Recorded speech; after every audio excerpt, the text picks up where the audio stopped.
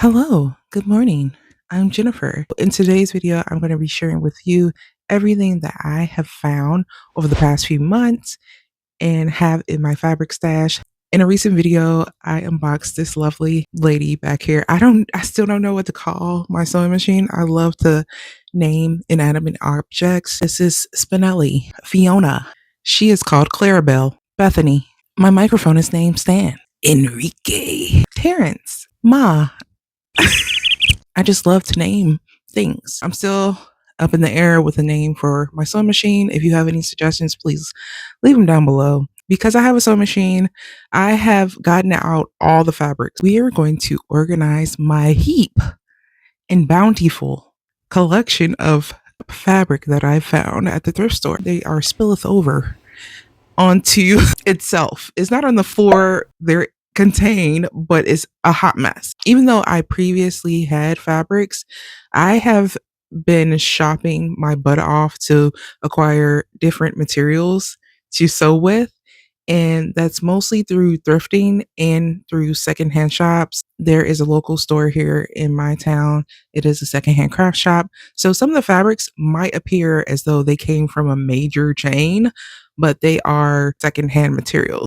And I highly suggest that you Google a secondhand craft store. I literally Googled secondhand craft store near me, and two shops came up, and I went to one and I've been there about 3 or 4 times and I absolutely love it. Some of the fabrics there are brand new. Most of the fabrics are untouched, solid yardage of fabrics. If you see a material that I have, you might be able to still find them in stores. But my eye immediately goes to things that are nostalgic, vintage, kitschy, like super ugly retro, but to me they look beautiful. Like I love really ugly things. I don't know how to say it. I like gaudy things, even though I would probably never wear. Well, this is kind of, I don't know. I like camp things. I like gaudy things. I like over the top things. A lot of the materials that I have accumulated are really a lot of florals, a lot of patterns that are like plaids, a lot of just really retro looking things. So let's get started. I'm really excited to show you the stuff. Okay. All right. So here we have it. Let me turn. Should I turn on the light? Is that better or worse? Oh, it's great. Okay, voiceover Jennifer here. I got this lovely floral fabric from the thrift store. There was a piece cut out of it, but I still got it. This is a bed sheet, and I was very drawn to this because it reminded me of Burberry patterns.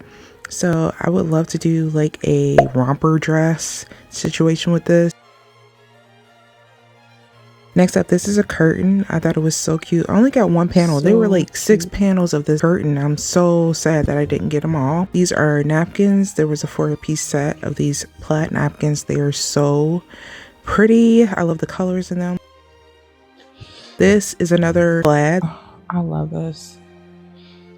I would love to make this into a skirt or something, or also into like a skirt romper. It's like a cotton, very thick. These are some napkins I found. Oh, these are cute. I would love to do some quilting with those. I also got this pillowcase. This is cotton. I love this lace trim here. I had a lace trim, which can definitely be reused for something else. I could just detach that and use it for something else. I also intend to use it for something that is a patchwork design. I thought the pinstripes would look really great. So I have these in here. This is a sheet that I am making into a tote bag. I love this green color. I really love green. I love all the colors like so much. And I also had this just sitting in there from a project, from a book sleeve that I'm making. Here we're getting to the basics. So I have this forest green. My intention with this is to use this as a liner of some sort, or for the people like me that are, you know, colorful rainbows on the inside, but basic, you know, basic besties on the outside. I was thinking about making like something like a tote bag or accessory or something. I don't know. But this solid color can always be used for a liner. I like to collect solid colors just in case I need a liner, or just in case that I need a outer piece that's just not conflicting with the liner, which might be a pattern. I don't know how to explain it, but I don't like when I see projects that are pattern piece that is crazy and then you have the liner be another pattern piece that is crazy. I don't like that. I think that's too much. I know I love kitschy things. I know I said that, but I can be like two things all at once. I can like the basics and like the gaudy, ugly stuff. And that to me is just, when done wrong, it looks bad.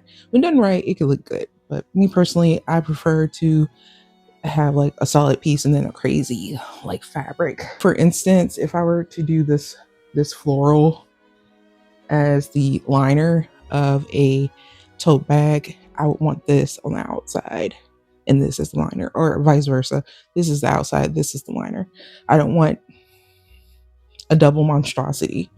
This is also a sheet. This just this light, like just minty sorbet, cool, refreshing color. I have used it already, as you can see, for a tote bag. I think it came out really well. That was my first tote bag I ever made as a practice, and I think it came out wonderful. There's another piece of a blue sheet. This is a fitted sheet, and I'm only down to like this much. I think this was a twin sheet, so I've used half so far. And this is cotton. I had this. This is from Hobby Lobby. I got this in the clearance section because this was a remnant that was already cut. And this is, I don't know, it's something plush. I can look it up. I don't know what it's called, but it's really soft and furry. It's really soft. I don't know what to do with this. I was thinking I would make a purse with this. I would wear a cow print vest or something. Here's a really beautiful pillowcase that I got. It's so pretty. I was thinking about doing a collection of tote bags using pillowcases. Some of these are directional. Like most pillowcases are directional. Like you have to have it a certain way. Make this tote bag be like this instead of like this. Like if I was to cut this in half, I don't think that would look right if I did that. If I was to do that and just that be a tote bag, I think that would be cute. And then use the scraps, like the little flowers, for something else in like a patchwork or something. I've already used this. I made book sleeves. They are up on my Etsy right now. I really love this pattern. It is so cute. It is so farmer's market. It just reminds me of like fall, not spring. It just reminds me of fall. And I don't know, I really love it. It's really nice. But yeah, I made some book covers with it. And I made a tote bag. I haven't listed that yet on my Etsy though. I already used one of the pillowcases already for a book cover as well. I love this pillowcase pattern. It is so pretty. Look at those flowers. So cute. So I do have that in my Etsy as well. I have this sheet. It's so pretty. I don't know what I would do with this. I don't know. Honestly. Like most of the stuff that I find, I'm like, oh, that would be a cute ass purse. But I feel like a lot of people aren't buying tote bags or something. I don't know what's going on. Like in the sewing world, I feel like most people that sew are sewing stuff for themselves, and the people that are interested in having a handmade tote bag could just make it themselves. I don't know. It's like a weird niche of people that it's like a very specific niche of person. I don't know. I just feel like maybe I need to step out of my little realm and go to like markets and start selling at markets, but I don't want to.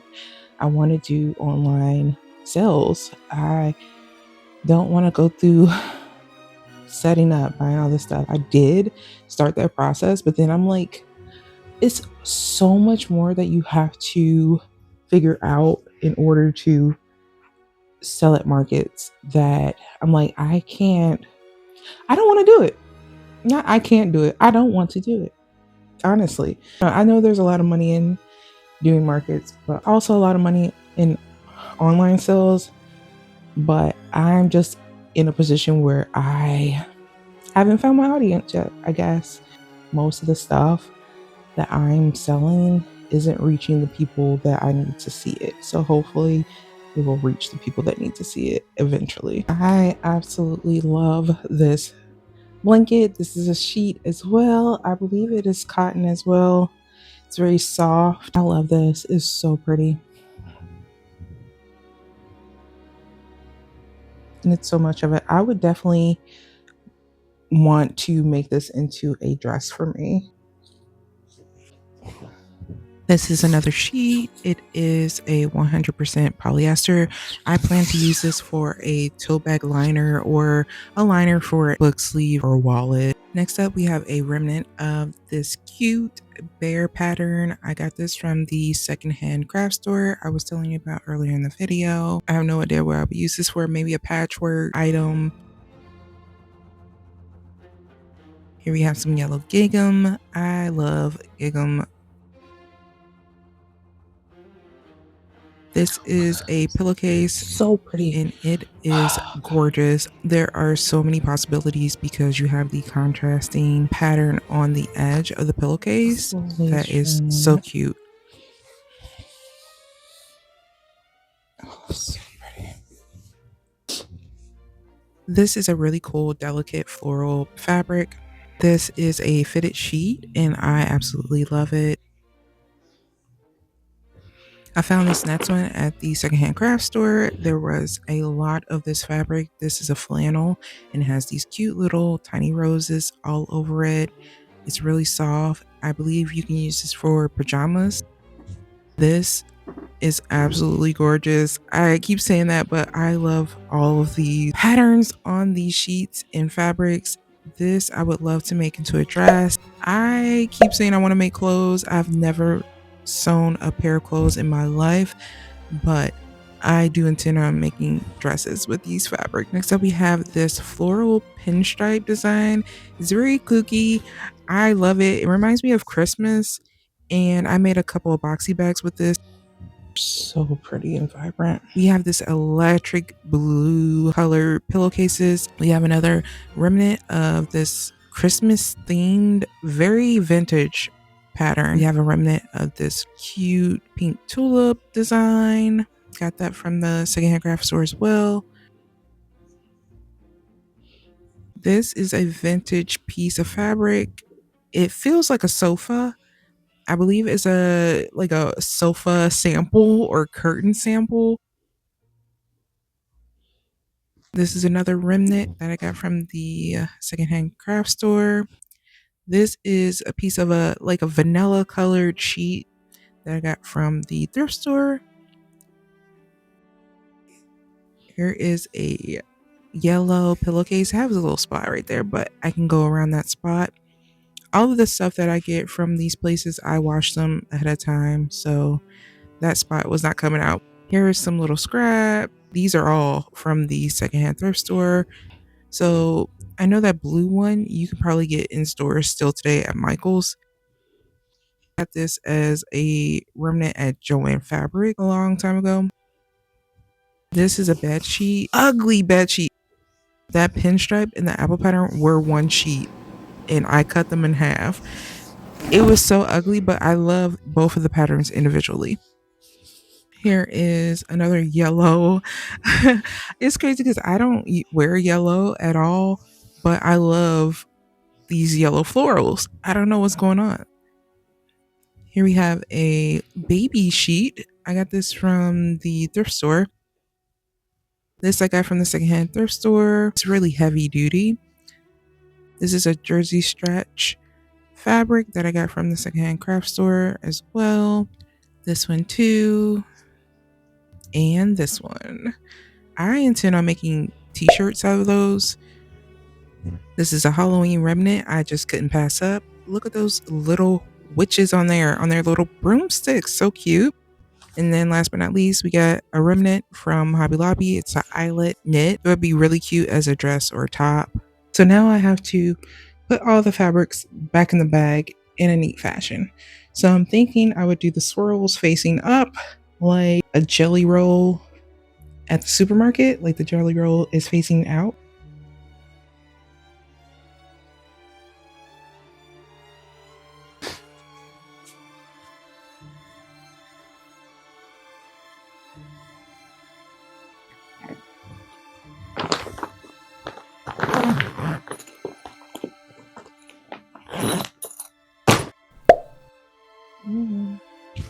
It's cute.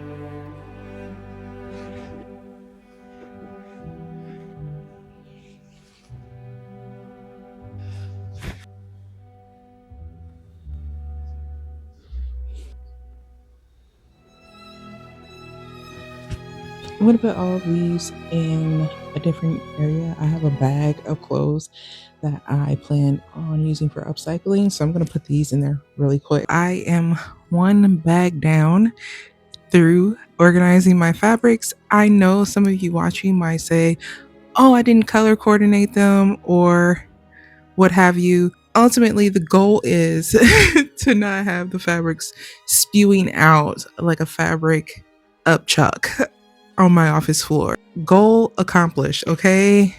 Just small steps. Eventually, I will try to organize them by pattern type. With going through all these fabrics, I noticed a pattern. I gravitate towards a lot of florals and a lot of stripes, plaids, surprisingly fruits. I have a whole other bag that we have to sort through together. And make sure you like and subscribe to come on this journey with me of sewing projects, crafting projects galore. Thank you so much for watching. Bye.